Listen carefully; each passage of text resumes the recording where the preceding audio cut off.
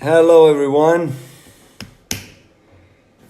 Nice to see everybody. Hola. So I'm waiting for Stan the man. Let me see how this works. First time that I'm on time, which is positive.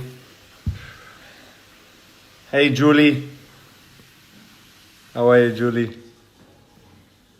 So, Nemanja, puno pozdrava. Stan the man is here. Okay, so I'm gonna go.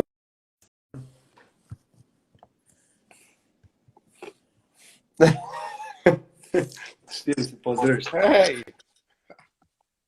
Stanimal! what's happening? What's happening with you? You just man. wake up?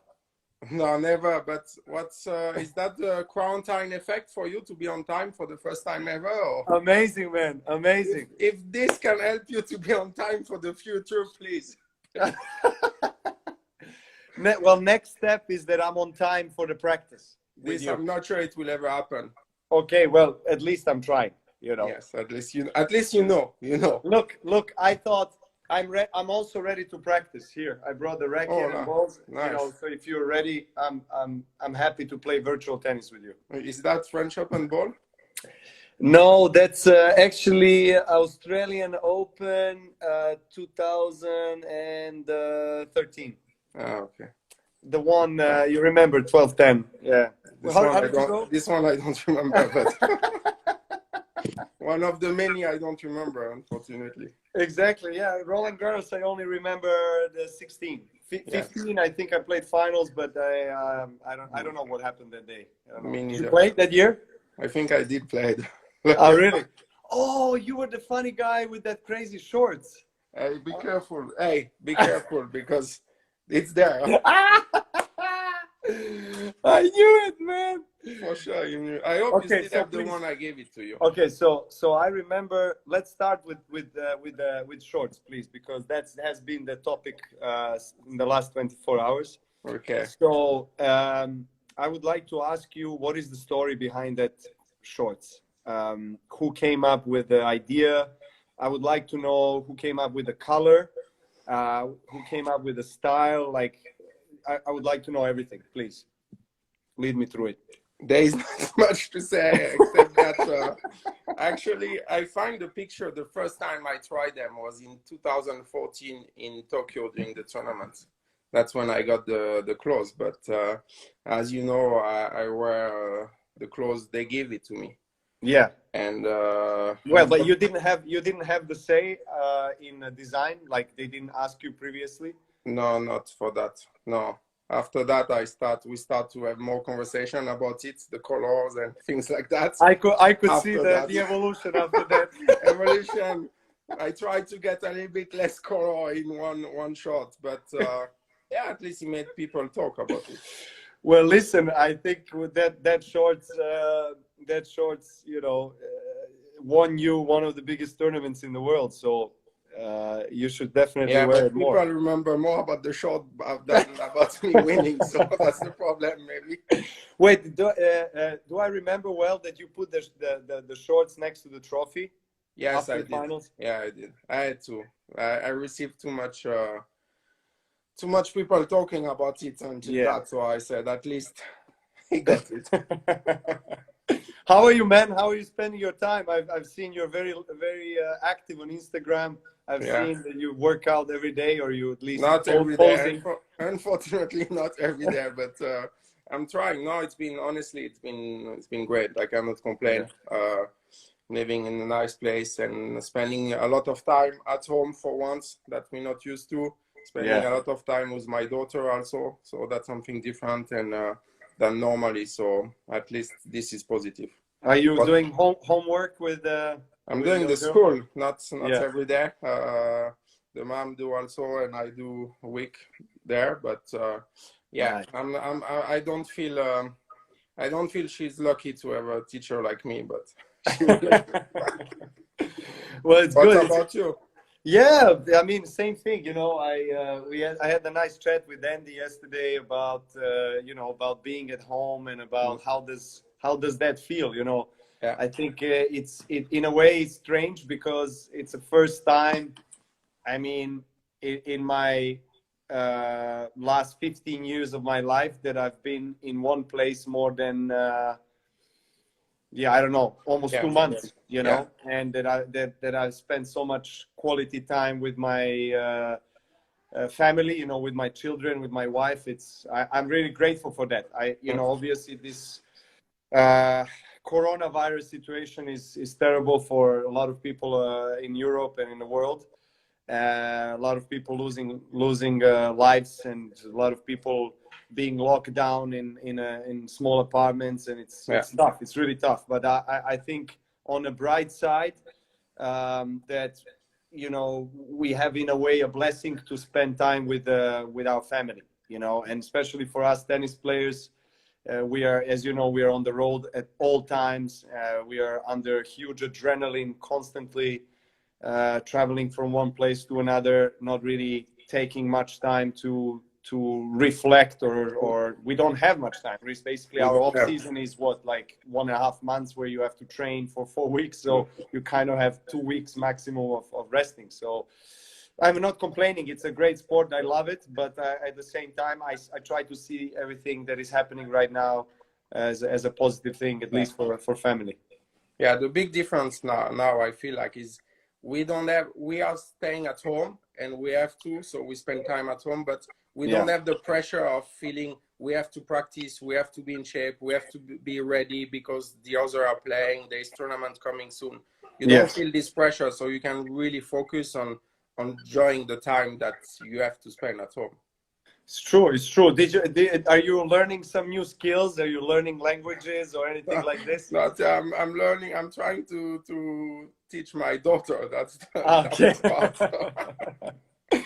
Nice. Well, there's this now. We have time to also try to do some things that we really wanted always to do, and we And never what had are really you doing? time. I mean, I like languages, so I'm trying to But work you on my. already speak like 10 languages, so. Well, yeah, there is what, there's like over, I don't know, 200-300 languages or even I know, more. but which one So you learning now? I'm starting a little bit Russian, Hmm. and I need to get better in French. Maybe you can help me with that.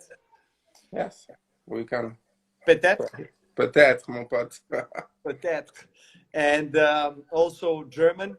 I used to speak it, so I'm gonna try to work on that a little bit. And I don't know, you have a lot of time to read. I think I'm reading different books. What are you reading these days? You have any I'm book to reading. recommend? I'm reading more about. I like a biography about sports athletes. I like to learn a bit from other, and I always try to learn from you, from other guy when we can talk.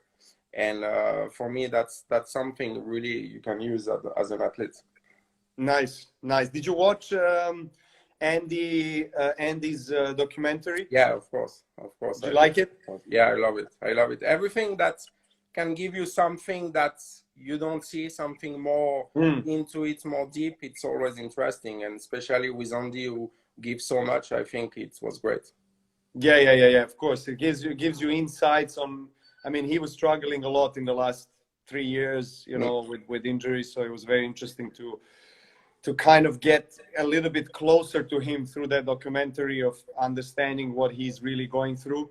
I think that part where they were showing the surgery, that was a bit too much for me. I mean, it was really hard to watch. Some people have the stomach for that. I don't have the stomach for that.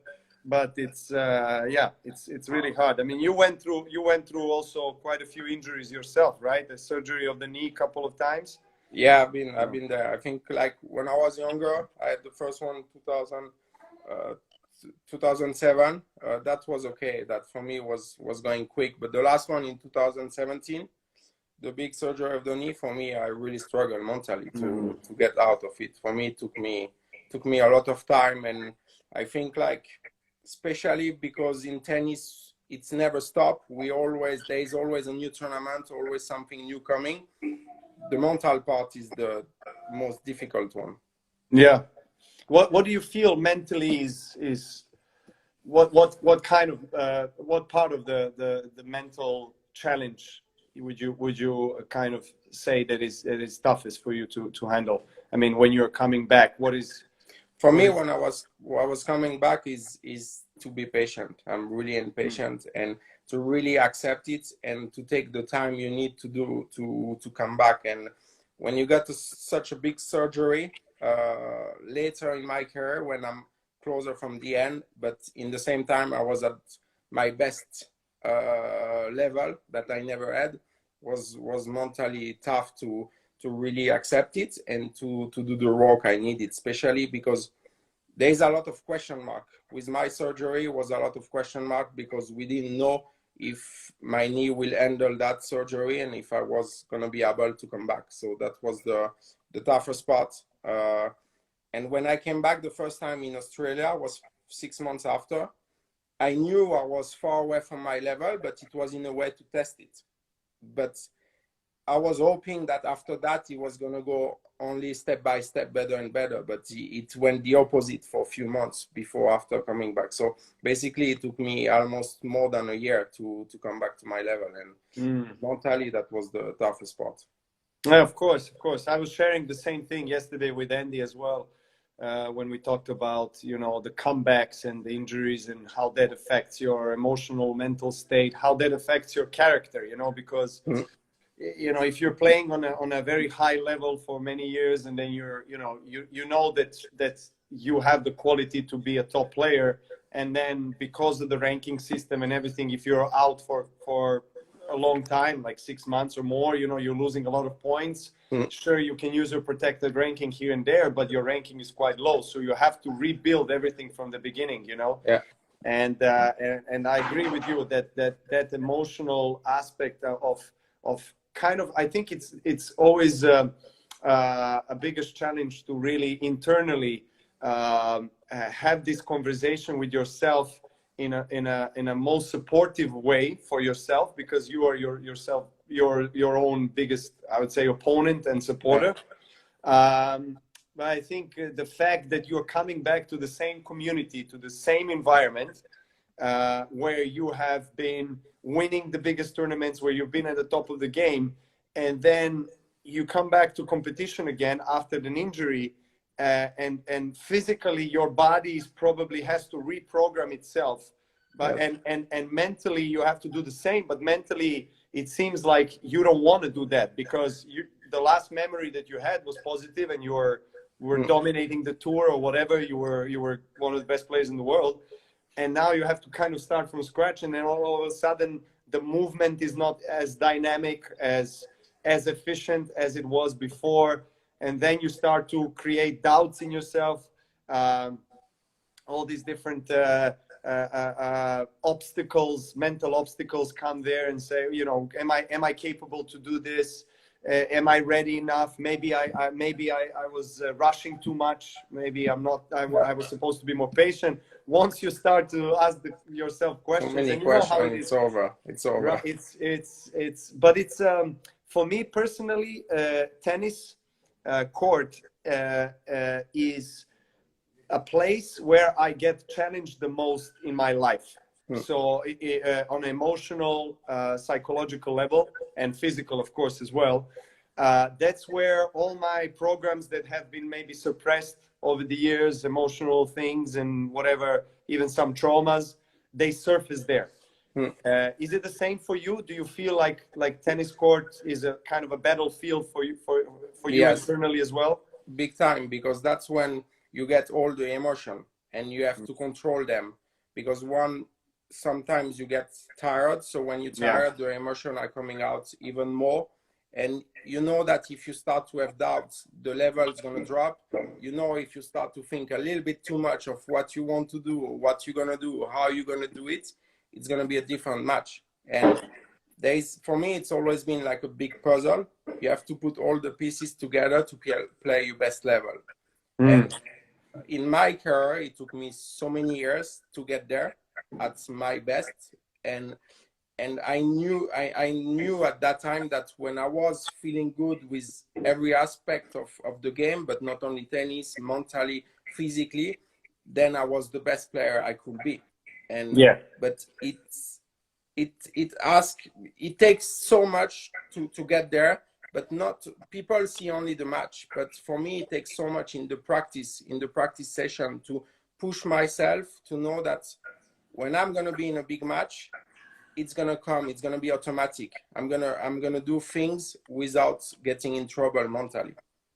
And how did your private life and everything that you experienced, you know, with your family or privately, let's say off the court, affect your performance on the court and everything that is happening? Because for me personally, I always believed in the holistic approach to life. I mean, I can't separate, even though I understand that, you know, throughout my life, I also had people that were telling me you have to separate and differentiate yourself as a tennis player and yourself as a, you know, brother, son, father, husband, and whatever. So you have to separate these two. For me, it was never really something that resonated with me, if you know what I mean, because I'm the same person that I'm on the court. I'm also the same Novak off the court. So Yeah. of course that I have a professional transformation when I'm on the court and turn into a warrior. But at the same time, I just felt that everything that I was experiencing in life was transferring to the court, and how I felt on the court, how I was able to keep my concentration, intensity, recovery, and so forth. How was it for you? No, I think the private life always affects the way you feel it, because it's again about the emotion, about the way you feel mentally. But I think during my career, at times, at tournaments, I could get into my bubble, and I was really, doesn't matter what was happening outside. I find a way with myself to be okay. When I'm on the court, there is nothing can affect me. Nothing else gonna affect me. But this is only few tournaments, so I'm basically counting the Grand Slam. But Yeah. the rest of the time is really tough to completely separate your private life or what you're doing outside the court, off court. It's always going to affect you on the court, I feel. Oh, for sure, for sure. And if you don't mind me asking, what is the biggest motivation for you now at this stage of your career and your life as a tennis player? What motivates you the most on the tour or so forth? Or is it traveling? Is it achievements? Is it something else? For me, first, since I came back from the surgery, but since I came back at the level, I feel good with it. So that's mean basically since last year, when I feel good on the court, I feel like I appreciate much more what I'm doing and what I'm achieving. Because before that, I always felt that you run about the next tournament, you run about the next match. You don't have time to appreciate the way you're playing or what you're winning or not. And that's for my career. And so now I appreciate much more. What really motivates me is the emotion I get on the court with people, with the fan. I feel like last year was one of my best year emotion-wise on the court. French Open, I had amazing crowd with me or against me, and many tournaments. And that's something that I really enjoy. My dream is to win more tournaments. That's for sure, because last one was a long time ago. That's one of my goal. And again, is those emotions, but not only on the court, but also the pressure you feel and the way you build yourself as a player. I'm a big believer in it. Trust the process, do the work you need, and it's going to pay off sooner or later. And that's really what I want to keep pushing myself to. But right now is not the time you really push yourself. But yeah. Yeah.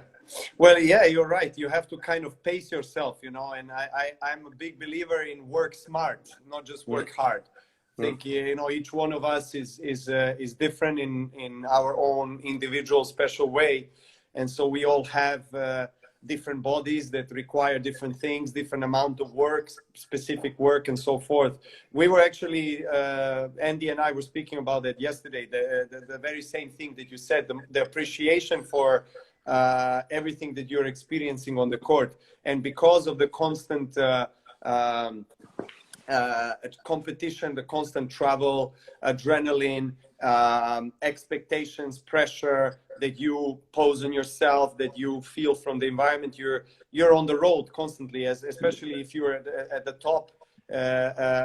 You're expected to win most of your matches. So you move from one tournament to another in literally few days' time. You have to change the surface. You have to change the country, the continent. You don't have time even to celebrate a big win because, you know, you have, like, for example, Madrid, Rome back to back. So you have to travel the same evening or the next day. So, you know, those are little perks of tennis, which, of course, make our sport very special. But at the same time, you're right. It reminds us, you know, I think this kind of time where we don't compete and we have several months, I feel like it's a great time for us to practice to be more present. You know what I mean?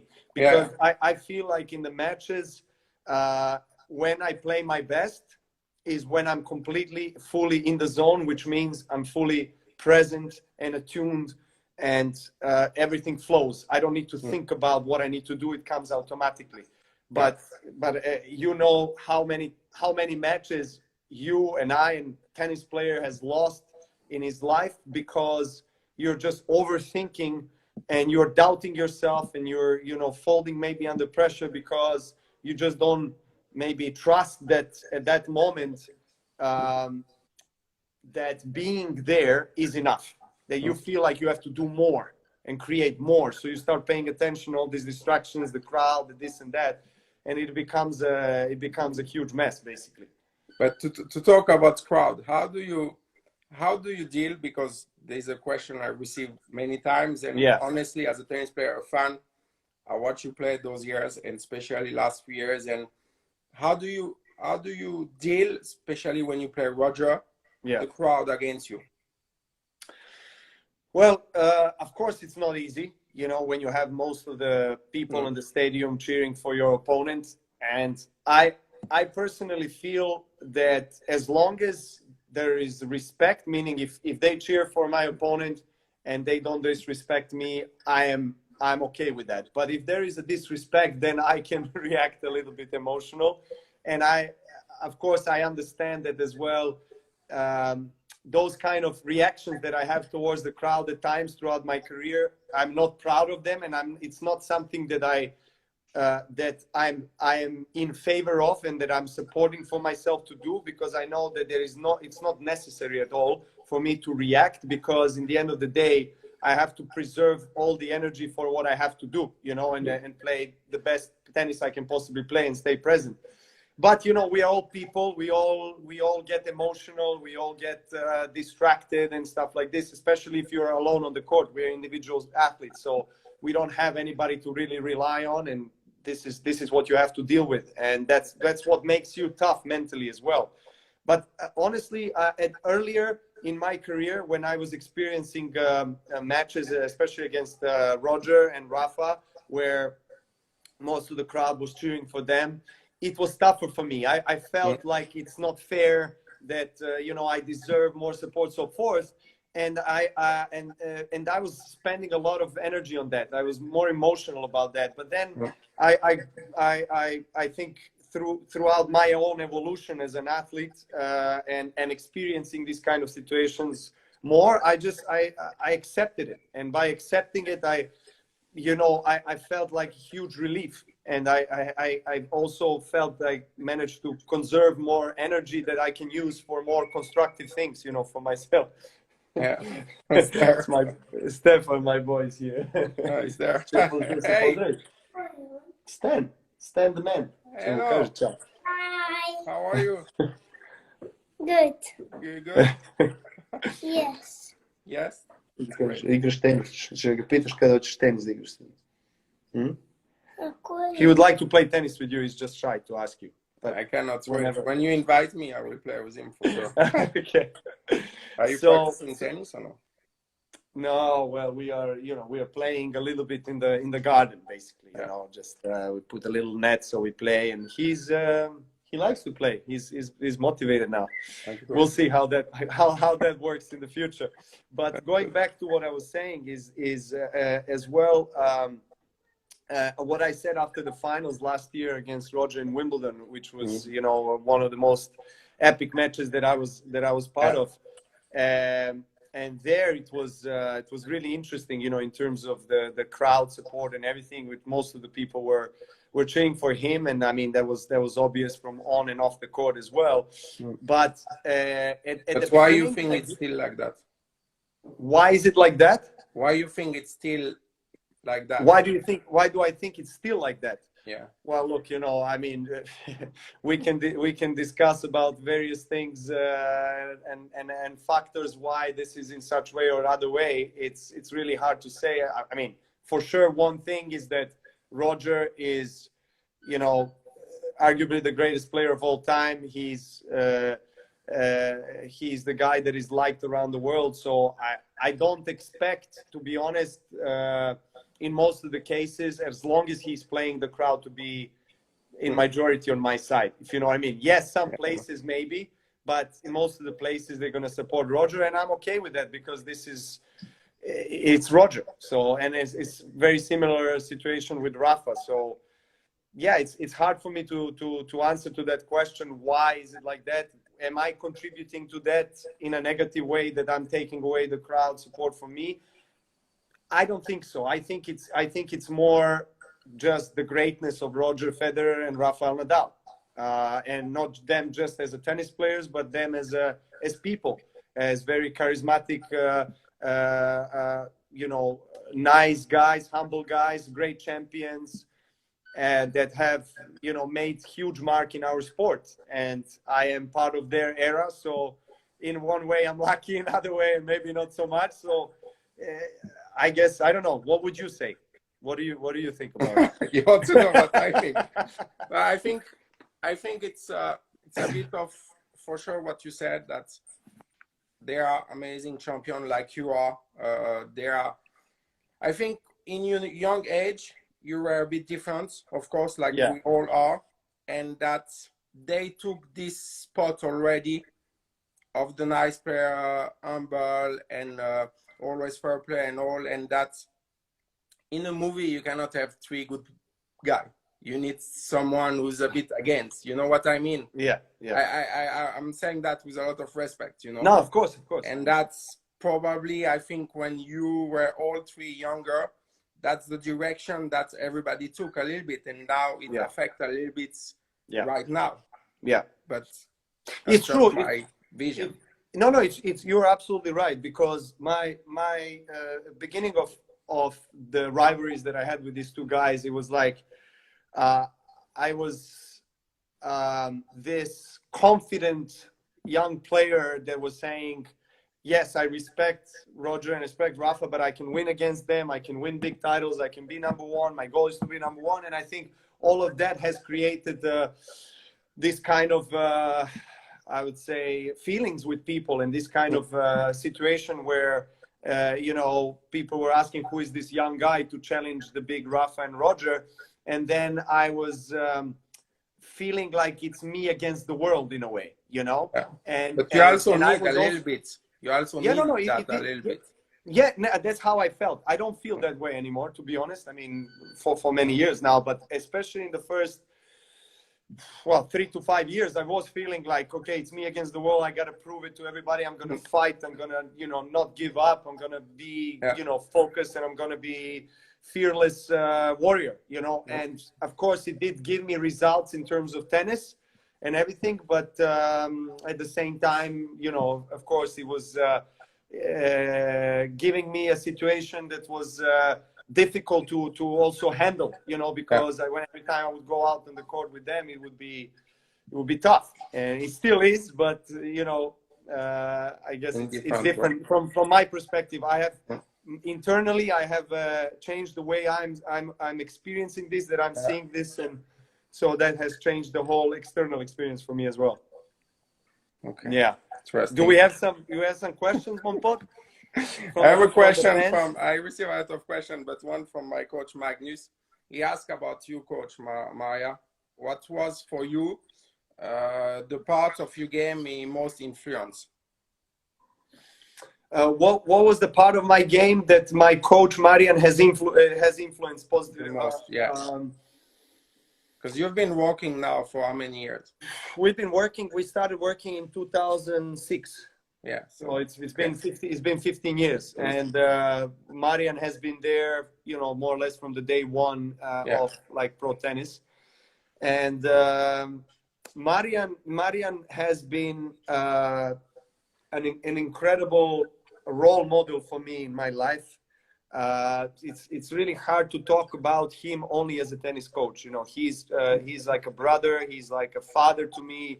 He's like family. Really, we've shared so many moments. I remember, times when I was struggling mentally, emotionally. I would go into his room crying. Was I think one moment when I was really down on myself, where he lifted me up and helped me tremendously, was in 2010. I think when I lost to Meltzer in quarterfinals of Roland Garros, I was 2 sets to love up, and I lost in 5, and then I had a little bit of a crash, and I went to his room crying on the floor, and he was there for me, him and also Miljan, my physiotherapist, and one of the best friends in my life.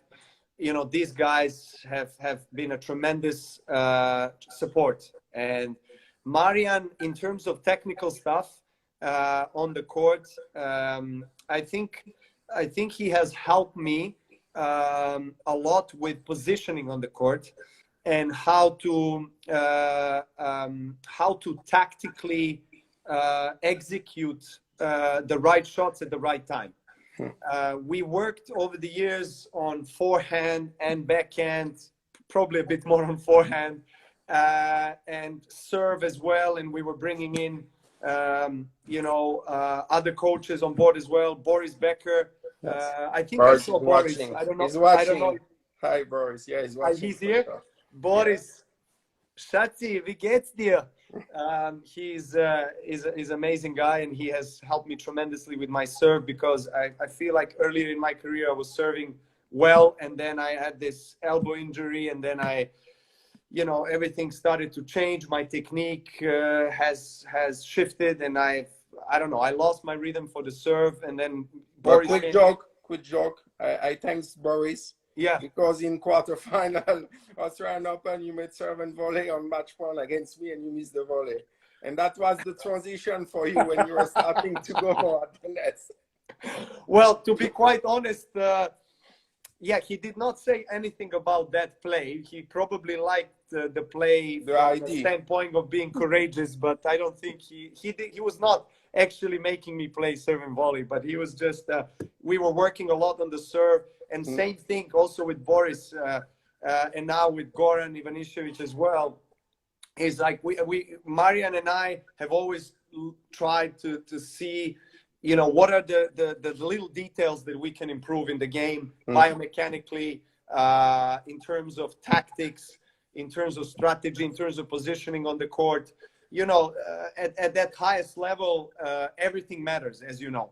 So I think Marian has contributed to, of course, every shot, because it's hard to pick just one shot. From the beginning, we worked on that hard, but I think mostly on how to strategically place myself on the court and position myself so I can execute the best shots at the right time. Yeah. It's been so long with him also, though. Yeah. How long have you worked with Magnus? We started in 2013. 13. Okay, yes, you guys have been 2000, so a long time also. Yeah. Nice. Big Grand Slam with him. So. What do you feel Magnus has contributed the most to your game? But I think like we got also, maybe not as long as you, but for me, we are really close. He's like a really close friend. We share everything. He saw me cry more than one time, unlike you, cried many more times after losing. But I think in my game, something that's really helped me is that to practice in a way that it's come back a little bit more automatic when you play the match. And that you know that when you start to have doubts during the match, you can rely on what you did in the practice court. And that's something that's helped me to get confidence little by little.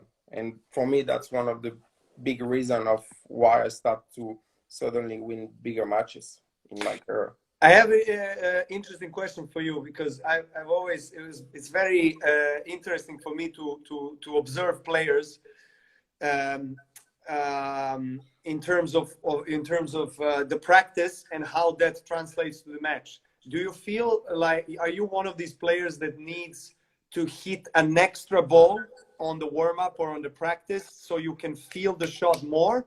Or you know when it's time and you say, okay, it's enough, so less is more, and basically that's going to make you feel better on the match? No, I think less is more, especially later on my career, because you need to be careful with your body. Sorry, So, 1 second. Sorry, no Stan. problem, no problem.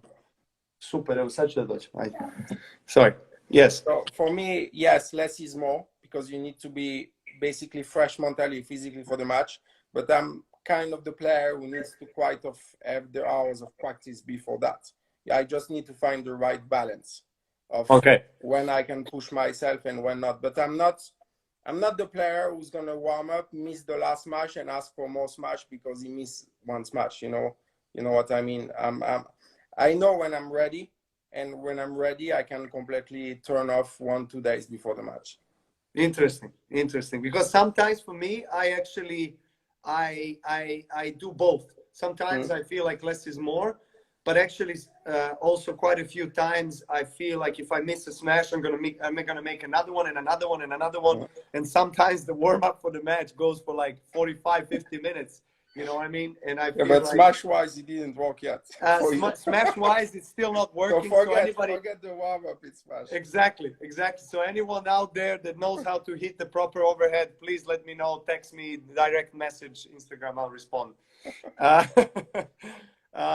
Okay, so do we have any other questions maybe from the fans? Do you want to see Do you have any questions? There was many. Let me check a bit what.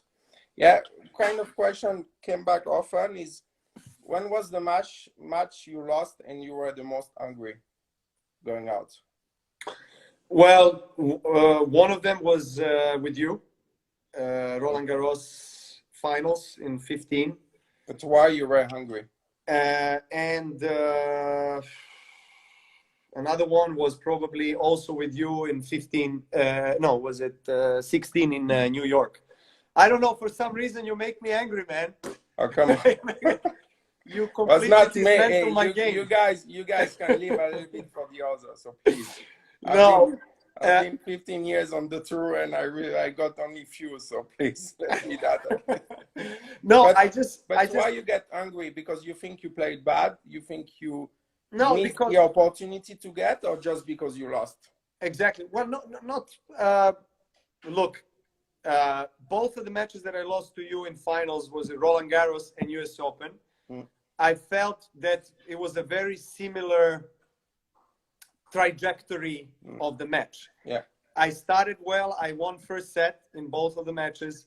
And then some close games, pretty even in the second set, where result was kind of here and there, didn't lose my chances, and that's where you pick up. And then you go to a level which was higher than mine, and you were a better player, and you won against me. So I was not upset with the way I've played, because if you just overplay me, if you're just better, that's it. I cannot be too upset because of that. I just have to accept it and say well done. But I was upset with myself that I repeat the same thing twice. That I allowed you to take over the momentum and the control of the match. And I feel like I had an opportunities in both second set of both finals to just win the second set, and then probably the match, or there would be a much higher chance for me to win with being 2 sets up. So this, I was upset with this kind of outcome, so to say, with my loss of concentration and loss of intensity probably in those moments. That's all. What about you? Me, I will say was one match for sure, clearly. World Tour final against Roger, when I had made a match front to play you in the final, but was not to play you, was just like to have the chance to play the final of the World Tour final for for a tennis player is something so big. And I know that day I let him win. Like, you know, there is not that match. I know I had everything in my game and in me to finish it. And I made the mistake. I shouldn't have done it. And another one, big one, was again Gasquet in Wimbledon quarterfinal. I think it was 2015. And I lost 6-4. And I think the level in general was really good, like for me on grass. But for me, I was really angry to not have the chance to play you in the semifinals, especially just after, because we played against each other on every surface, but not on grass. And I was happy, to be honest. Yeah, I'm not sure. Sorry You that would you have lost killed that me match, but I anyway, was so happy. please, you would have killed me anyway on grass. But I would have. I wanted that day so much to play you in the semifinal of Wimbledon that, yeah, I was really sad after that match. Yeah. And how long does it take you usually after the match like that, where you, I don't know, you feel like you let yourself down in a way, you know? I mean, how long does it take you to recover, like, and be ready for next match, next turn? In World Tour final, it took me. I let myself be down the next full day, but then I had to push myself because we were gonna play the Davis Cup 5 days or 6 days after. So I had two options: one to stay down, and knew that day that then you'd not give yourself the best chance to play well in Davis Cup, or just be like, okay, I give 24 hours to my brain to completely be down, to be sad, to be mad, anything, any emotion out, but then you focus on the next match. And the next match is so important that it's going to make you forget what you lost before that. But I also feel that early on in my career, it took me longer to get over matches, especially big matches. But when I start to basically, after my first Grand Slam, it's always been short. It's always been short. Like, I lost, okay, I lost. It's not the end of the world. Next one, go back to practice. You know what it takes. You know what you have to do to be at your best, or at least to give you a chance for that.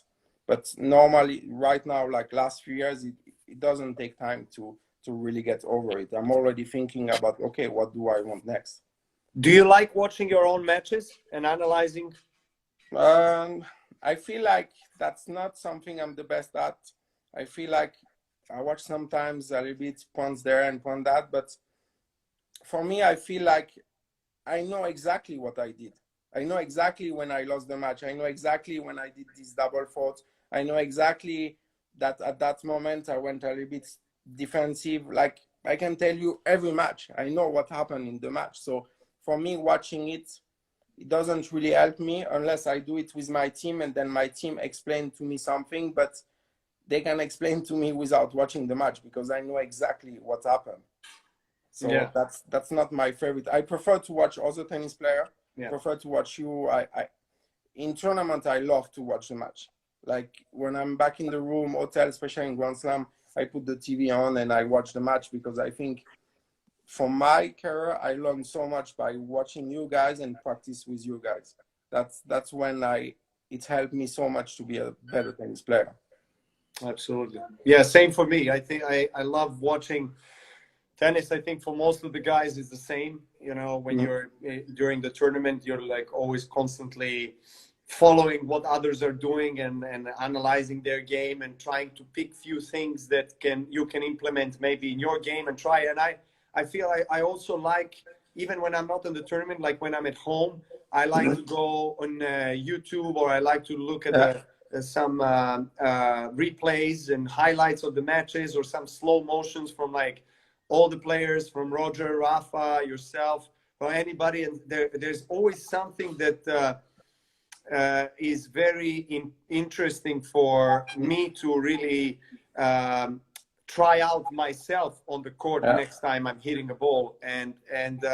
But same like you, I don't particularly like watching myself, even though I know that, like, Kobe Bryant, for example, was always talking about the importance of, even though you feel very bad about, you know, playing a certain way, and you know, you lost the match or whatever, that you have to go back, you have to go right away and see that replay. And even though if it hurts badly, you should stick with it, because that way you are also kind of proving to yourself that you can do that. And just sorry, Yeah.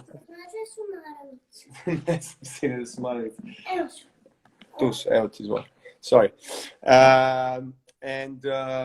So I do understand that there is an importance of that, and I do prefer watching and analyzing the videos of myself from the practice sessions, or like practice sets or whatever, if somebody records me, but not so much from the matches. And I actually like going like fast forwarding through the match, like just at particular points of the match where, as you said, you know exactly, I feel is exactly the same. So I just try to look, because I use the memory of and remembering which part of the match was a change in my game that caused me to maybe lose that match, and I go to that right away.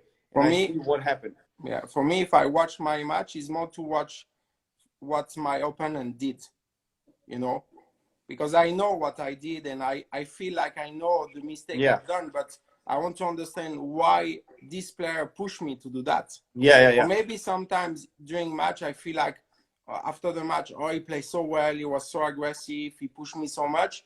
And if I look back, I'm like, no, you gave him the balls to be aggressive. He wasn't an aggressive player. So I like to watch more to understand what happened at the opponent, from the opponent. Yeah, absolutely, and you're right. And there's it's funny, but how emotions can play a game with us. You know, even if you win like easy first set, you know that the next few games are crucial for you to maintain that level, right? You know exactly. That's, you know, I think like with age, you know even more. You anticipate even more that next game, this point, it can make the difference. You know, and that's I think something I feel dangerous for me with age and later in my career, is that to not anticipate so much what can affect or not the match, and to stay more in the momentum, because you've been playing those matches so many times that you know exactly that one break point, one point at that moment can completely turn the match. So sometimes you think too much about the future and not to the moment. For sure. All right, Stanimal, let's see. We have a few more questions maybe here from the fans. For sure, you let me know if you have an interesting question that you want to... I cannot get the question, only you, because you've been online. But you can see the comments. In the comments, you both have the best backhand, one and two-handed backhands, question mark. Was that a question, or is that But we know about you, that's what... I know about you as well, man. So we're all good. We're all good there, okay? Let's keep going.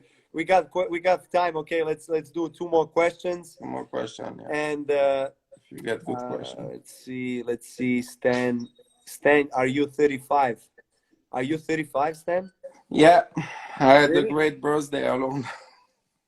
No, I 35, am. Man. It's late, huh? No, you look younger. What are you using? What's your secret potion? Oof, you don't want to know. It's not vegan. Let me guess. Not vegan. Let me guess. French wine. More Italian wine. More Italian. You like Italian wine? Yes. Ooh. I do. More romantic soul right there. You got any good questions? See, no questions so far. A lot of hearts. Thank you guys for being here. Chrissy Everett is watching. Where do you see tennis in 10 years? That's a good question. Ooh, that's a good question. That's a very good. Actually, maybe Stan, you can answer that first, and you can tell me, where do you maybe see tennis after Corona, and how is Corona? Honestly, there is a lot of question mark about.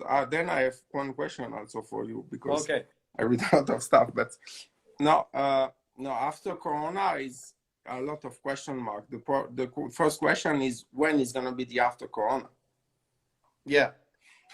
That's something that I think most of the people on this planet don't really know. Exactly. Yeah. And the problem in tennis is we come from every country in the world to play one tournament. Yeah. So how can we handle that? Yes. How can we handle, even if we play without fans, there is like in a Grand Slam, there is what, 2,000-3,000 people working for the tournament to make it happen. Yeah. So all those questions is quite complicated to handle it right now, especially that right now is the worst time. We are in the big crisis, so it's difficult to understand when it's going to happen for us. Yeah. Well, I think you're right. This kind of unpredictability is something that we are not used to. Also, I think as tennis players, we're always used to knowing what the near future is going to look like. We make our schedule, we make our plans almost 1 year ahead. We know where we are going, what we're going to play, where we're going to be. So this is very interesting, and at the same time also disturbing, you know, for all of us. And I think what you mentioned about tennis being a global sport, the disadvantage of tennis comparing to maybe some other sports, like, I don't know, that are played on the national level, like NBA, NFL, NHL in States, is that we have to travel and change places so frequently, literally week after week. We have to be in a completely different country, on a different continent. And that's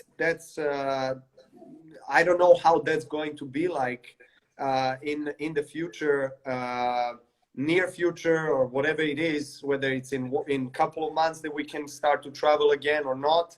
What is it going to be with the vaccinations? Is it going to be an obligatory vaccination for you to travel or not?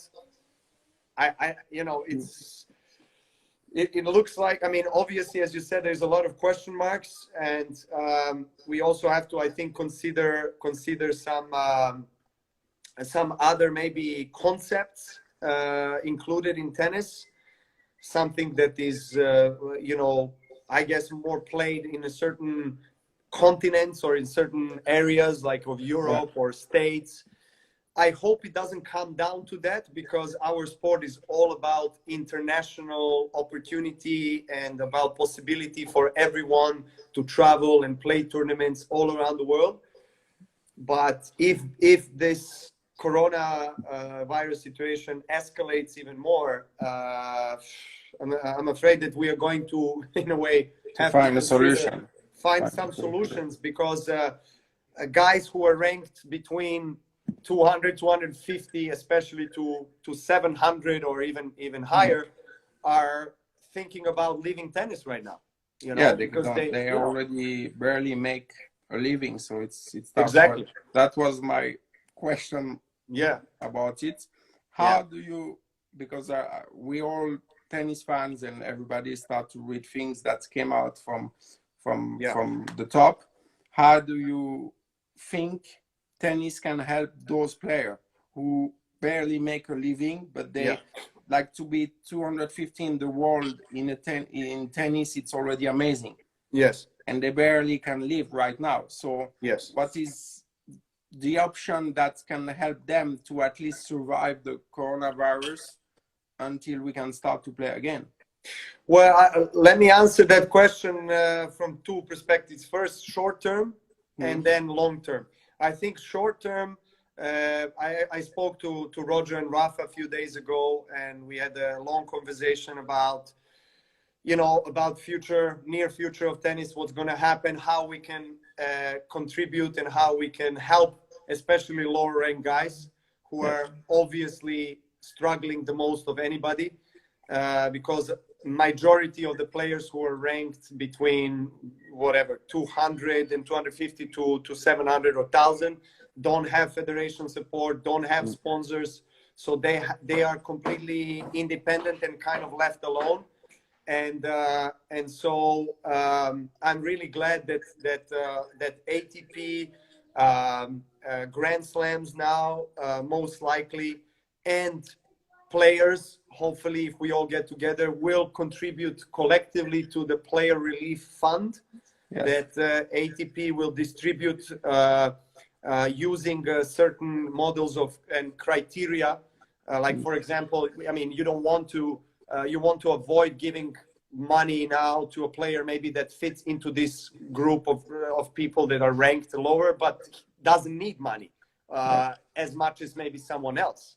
Because, you know, he has been, I don't know, a top 50 guy for a long time. Now he's been injured, so maybe he doesn't need as much as the other guys need. So there's certain criteria, rules that will be in place, and ATP is working on that. So right now it looks like there's going to be hopefully somewhere between $3 and $4.5 million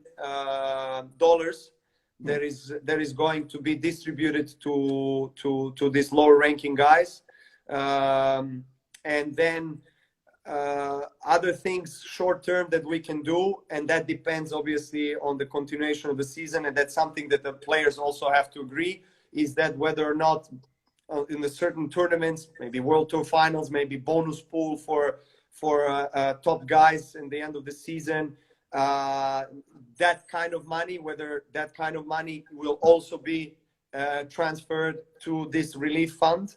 Yes. Or if we don't have any tournaments this season, maybe we can collectively take certain percentage from our prize money from the Australian Open in January and direct that into the relief fund. So there are always ways that you can help. I'm really glad that tennis ecosystem is coming together. Yeah. Because I think everyone realizes the importance of the base of the tennis, and these guys are that are ranked from 250 onwards. They are the ones that that make the grassroots of tennis, that make the future of tennis. And I feel we have to be united. We have to support them. We have to show them that they're not forgotten, that we are there for them. But also, I feel we have to send a message to the younger generations that are taking in consideration to be professional players, and to show them that they can live out of tennis, yes, even at the times when there is a pandemic and there is a financial crisis, that they still can rely on the support of the top guys of the ATP as a governing body, of ITF or Grand Slam. So that's short term. Long term, I think that what we did now in a short term, which is coming together for this cause, I think this is necessary to happen in a long term, which is more complicated, because as you know, there is ITF, that is independent entity, International Tennis Federation, and longest standing tennis federation in the history of our sport. Then you have obviously Grand Slams that operate as independent entities, and you have ATP as well, you have WTA. So all of us have to consolidate somehow and come up with a plan and a system that will support especially the base or the grassroots of tennis, which is this lower rank guys, both men and women. We have to somehow regulate better the initial levels of professional tennis, and allow these players that are starting to play professional tennis to have an easier way of transitioning to the higher levels. Yes. If you know what I mean. Because right now, a few years ago, there was a rule change with the challengers, the Challenger Tour, and the Transition Tour. I don't think that's good, to be honest, because it creates even more separation there. Yes. So there are ways. It's not going to be ideal, but I'm glad that at least we're all looking into changing things for better. And there